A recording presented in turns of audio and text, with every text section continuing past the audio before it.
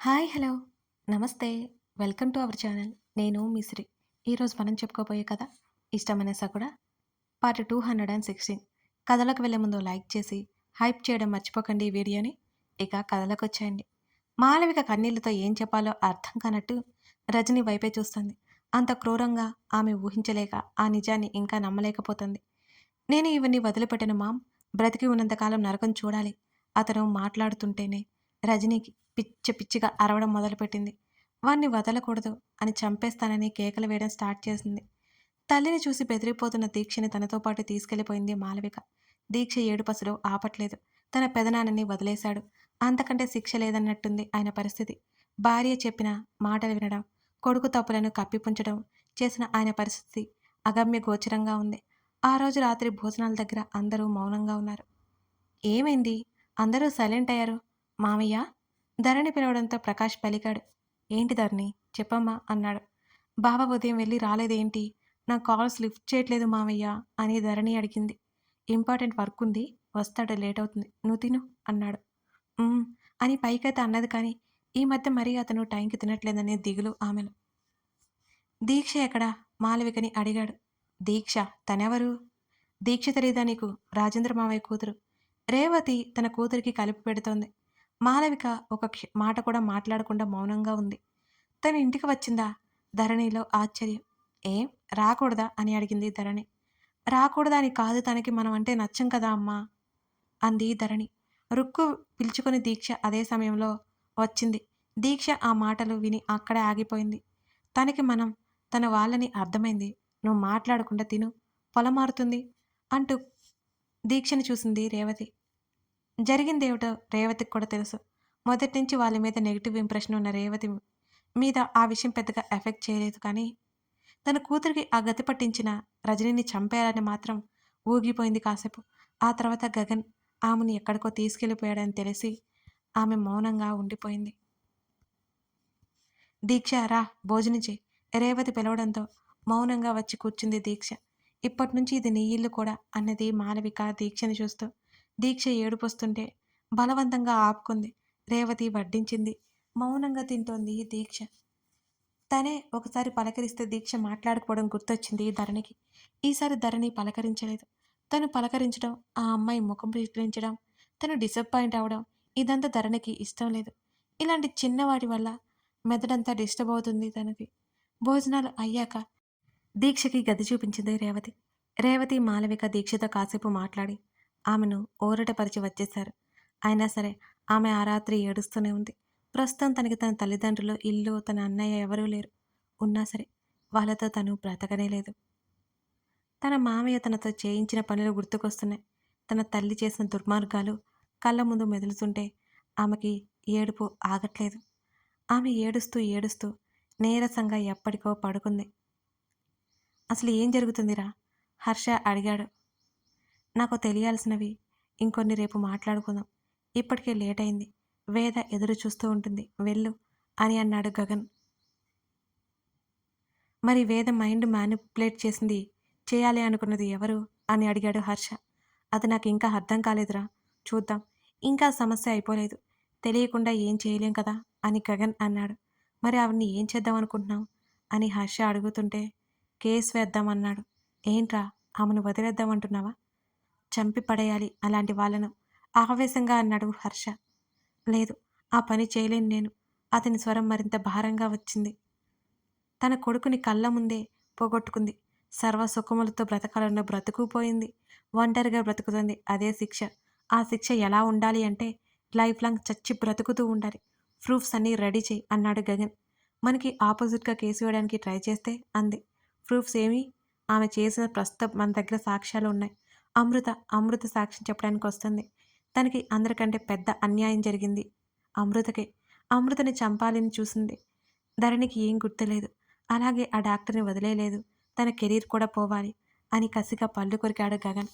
మరి మీ పెదనాన్న ఒంటరిగా బ్రతుకుతాడు. సరే, నువ్వు ఎక్కువ ఆలోచించుకో. ఇంతటితో సమస్య ముగిసిందని నాకు అనిపిస్తోంది అంటూ గగన్ భుజం తట్టి ఇంటికి ప్రయాణమయ్యాడు హర్ష. గగన్ ఇంటికొచ్చేసరికి ధరణి నిద్రపోయింది. ఆమె తీసుకునే టాబ్లెట్స్ అంత పవర్ఫుల్. ఆమె రాత్రి ఏమీ ఆలోచించకుండా నిద్రపోవడానికి కూడా ఆ టాబ్లెట్స్ ఉన్నాయి. అతను ఫ్రెష్ అయ్యి ఆమె దగ్గరికి వచ్చాడు. ఆమె చేతిని తన చేతిలోకి తీసుకుని నుదురు ఆనించుకున్నాడు. తన మీద ద్వేషంతో, ధరణి మీద కోపంతో ధరణిని ఇబ్బంది పెట్టింది తన పెద్దమ్మ. పెద్దమ్మ అనే పదం పలకడానికి అతనికి అసహ్యంగా ఉంది. ధరణి ఎంత వేదన చెందింది. అతనికి తెలిసిన మరో పెద్ద నిజం. తన పెద్దమ్మ సైకాలజీ చదివింది. ఈరోజు తన తండ్రి చెప్పే వరకు ఆ విషయమే తెలియదు. ఓ గాడ్! ఈ నిజాలను తను భరించలేకపోతున్నాడు. ధరణి నిద్రలో కాస్త కదిలింది. అతను ఆమె నుంచి చేతులు వెనక్కి తీసుకుంటుండగా బలంగా లాక్కుంది ధరణి. ఆమె ఏదో కలవరిస్తోంది అస్పష్టంగా. లేదు, అలా జరగడానికి వీల్లేదు అంటూ ఆమె నోటి నుంచి సన్నటి మాటలు వినిపిస్తున్నాయి గగన్కి. ఆమె భారంగా ఊపిరి పీల్చుకుంటోంది. అతని పేరుని పిలుస్తోంది. అతనికి మతి భ్రమించినట్టయింది. మళ్ళీ ఏంటిలా? ఆమెను రేపాలో వద్ద అర్థం కాలేదు. అతను ఆ షాక్ నుంచి బయటకు వచ్చి ఆమె ఇంకేదైనా చెప్తుందేమోనని మొబైల్ని బయటకు తీసేసరికి రికార్డ్ చేయడం మొదలుపెట్టాడు అతను. నాకు నాకు దూరం అవ్వద్దు బావా, బావా. ఆమె కలవరిస్తోంది, పిలుస్తోంది నిద్రలోనే. స్కిప్ చేయకుండా వినండి. అదేంటంటే మన సిరి డైరీస్లో 'నువ్వే కావాలని' అనే న్యూ సిరీస్ రన్ అవుతోందండి. అది బావ-మరదల ప్రేమ కథతో పాటు ఒక డిఫరెంట్ కథ. మీకు బాగా నచ్చుతుంది. సస్పెన్స్‌తో, రొమాంటిక్ ఫీలింగ్‌తో మంచి ఫీల్ వస్తుందండి మీరు చదివితే. ఇది నేను అన్ని స్టోరీస్ కంటే చాలా ముందు రాశాననమాట. మేబీ 2021 అనుకుంటా. మిస్ చేయకుండా చూడండి. భలే ఉంటుంది. ఒక్కసారి మీరు ఆ స్టోరీలోకి వెళ్తే మీరు అయిపోయే వరకు ఆపకుండా ఉండరండి. నాది గ్యారంటీ. నా మీద నమ్మకంతో, మీ అభిమానంతో ఒకసారి ఆ కథ ఏంటో చూడండి. చూస్తారు కదూ! అంతరాయానికి క్షమించండి. ఇక ఆ కథలోకొచ్చేయండి. ఎక్కడికి బయలుదేరుతున్నాం మనం? ధరణి అడుగుతుంటే. చెప్పాను కదా! నిన్న హాస్పిటల్‌కి వెళ్ళాలని అని అన్నాడు గగన్. అవునా? అమ్ము కాల్ చేసిందని వస్తానన్నది. ధరణి పెదవి విరిచింది. లేదు, లేదు, ఇప్పుడు అర్జెంటుగా వెళ్ళాలి. గగన్ గట్టిగా చెప్పడంతో ముఖం ముడుచుకొని అమృతకి సాయంత్రం రమ్మని చెప్పి కాల్ కట్ చేసింది. ఇద్దరూ స్టార్ట్ అయ్యారు. నీకు మెచ్యూరిటీ ఎప్పుడు వస్తుందంటావు? గగన్ డ్రైవ్ చేస్తూనే అడిగాడు. ఆ మాటకి ఆమె ముఖం ఏదోలా అయిపోయింది. ఇప్పుడు నాకేమైంది? ఇంకా చిన్నపిల్లవా? అలగడమేంటి? అతను విసుక్కున్నాడు. నేనేం అడగలేదు. అయినా అలిగితే మెచ్యూరిటీ లేనట్టా? ధరణి పెదవులని బిగించింది. తెలిసిన వాళ్ళిలా సిల్లీగా బిహేవ్ చేయరు.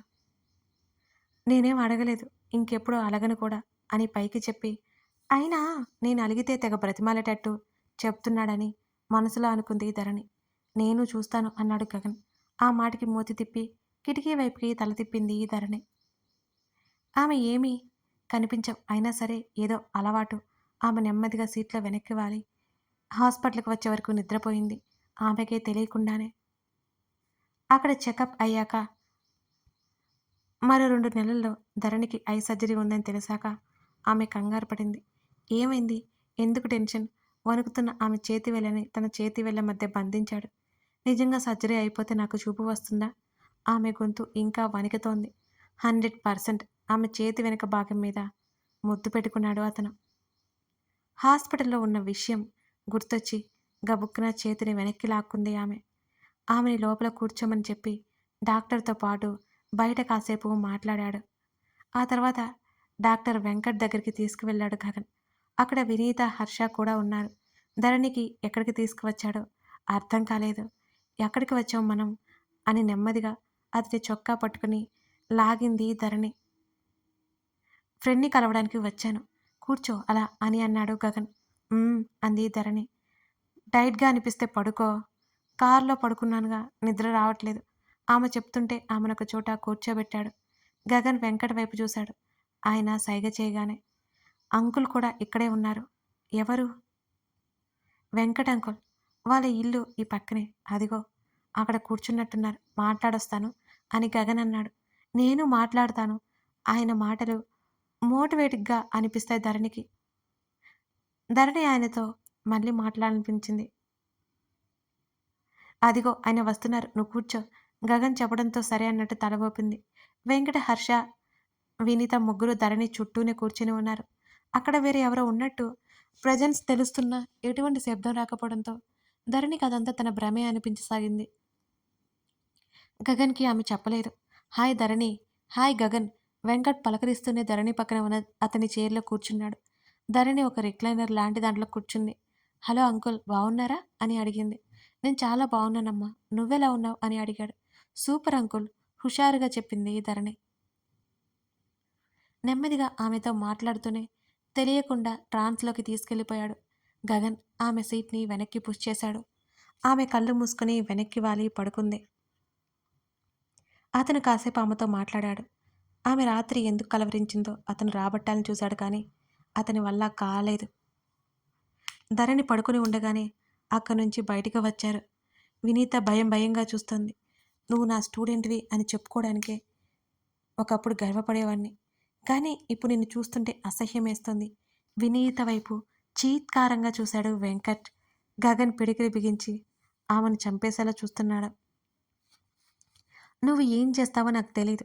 ఆ అమ్మాయి జీవితంలో జరిగిన ఆ 2 నెలల కాలం ఆ అమ్మాయికి ఎప్పుడూ గుర్తు రాకుండా చేయాలి. Mind it. వెంకట్ చాలా గంభీరంగా అన్నాడు వినీతతో. ఆమె సరే అన్నట్టు తల ఊపింది. అసలు ఎలా? ఎలా నువ్వు ఈ పరిస్థితి కల్పించావు? వెంకట్ సీరియస్‌గా అడిగాడు. వినీత తలదించుకుని కూర్చుంది. గగన్ ఒకవైపు మౌనంగా కూర్చుని ఆమెనే చూస్తున్నాడు. హర్ష తెలియకుండా వీడియో రికార్డ్ చేస్తున్నాడు. వేద విషయంలో కూడా నీ హ్యాండ్ ఉందా? సీరియస్‌గా అడిగాడు గగన్. ఆమె వణికిపోతూ చూసింది. చెప్తావా చస్తావా? అతని కనులు మరింత రక్తవర్ణాన్ని అలంకరించుకుంటున్నట్టు ఉండడంతో ఆమె బెంబేలెత్తిపోయి అవును అన్నట్టు నిజం ఒప్పేసుకోమని తల ఊపింది. అతని పళ్ళు బిగుసుకుపోయాయి. హర్షది కూడా అదే పరిస్థితి. ఎప్పుడెప్పుడు ఆమెను చంపేయాలా అన్నట్టు ఉన్నారు ఆ ఇద్దరు. ప్రణతికి నీకు సంబంధం ఏంటి? అని అడిగాడు. తను నాకు కామన్ ఫ్రెండ్ ద్వారా తెలుసు అంది వినీత. అసలు ఏం జరిగిందో మొత్తం చెప్పు. అబద్ధం చెప్పావా? ఈ క్షణం నిన్ను చంపడం ఖాయం. గగన్ మాట మరింత తీక్షణంగా వచ్చింది. అసలేంటో తెలుసుకుందాం రండి. ఓ రోజు రజని వినీతని కలవడానికి వెళ్ళింది. ఆమె సైకాలజీ చేయడం వల్ల ధరణిని, గగన్ని విడదీయాలంటే అదే ప్రయోగించాలని ఆమె ఫీలయింది. ఆ విషయం కోసమే వినీత కోసం వెళ్ళింది. ఎవరు మీరు? అయోమయంగా అడిగింది వినీత. తనని తాను పరిచయం చేసుకుంది రజని. ఏం చేయాలో మొత్తం వివరంగా చెప్పి, నేను చెప్పినట్టు విన్నావు అంటే నువ్వు కోరుకున్న జీవితం, నీకొక హాస్పిటల్, ఒక ఇల్లు అన్నీ దక్కుతాయి. ఆలోచించుకొని నాకు కాల్ చెయి అని చెప్పి రజని అక్కడి నుంచి వెళ్ళిపోయింది. వారం రోజుల పాటు వినీత బాగా ఆలోచించుకుంది. రజని ఆఫర్‌కి వినీత ఒప్పుకుంది. ఈ అమ్మాయి నీకు తెలుసా? ప్రణతి ఫోటో చూపించింది రజని. ఆ! నాకంతగా తెలీదు కానీ కామన్ ఫ్రెండ్ ద్వారా తెలుసు. అలా పరిచయం అంది వినీత. ఆ అమ్మాయి ఇంట్లో ఆ అమ్మాయి అక్క ఉంటుంది. ఆమె పేరు మేఘన. ఆమెకి గగన్‌కి మధ్య ఉన్న సంబంధం తెలుసుకోవాలి. రజని చెప్పగానే సరే అని ఒప్పుకుంది. రజని ఏం చెప్పినా ఎదురు ప్రశ్న వేయకూడదు వినీత. ఆమె పెట్టిన షరతు అది. నెమ్మదిగా ప్రణతితో స్నేహం చేయడం మొదలుపెట్టింది. ఆ విషయం మీద ప్రణతి ఇంటికి వెళ్ళింది వినీత. కథ కొనసాగుతోంది. ప్రణతి ఇంటికి వినీత ఎందుకు వెళ్ళినట్టు? ఆమె ఇప్పుడు ఏం చేయబోతుంది? రజని ఏం చెప్పింది? ఇదంతా ఎలా చేశారు? అనేది మీకు ముందు ముందు తెలుస్తుంది. కథలకు వెళ్ళే ముందు లైక్ చేసి మన స్టోరీని హైప్ చేయడం, అలాగే మీకేమనిపించిందో కామెంట్ చేయడం మర్చిపోకండి. మనం 29Kలో ఉన్నాం కదా! 30Kకి దగ్గరలో ఉన్నాం. మీరు సబ్స్క్రైబ్ చేసుకుని వాళ్ళుంటే సబ్స్క్రైబ్ చేసుకొని సపోర్ట్ చేయండి. సరేనా? Thank you for watching this video.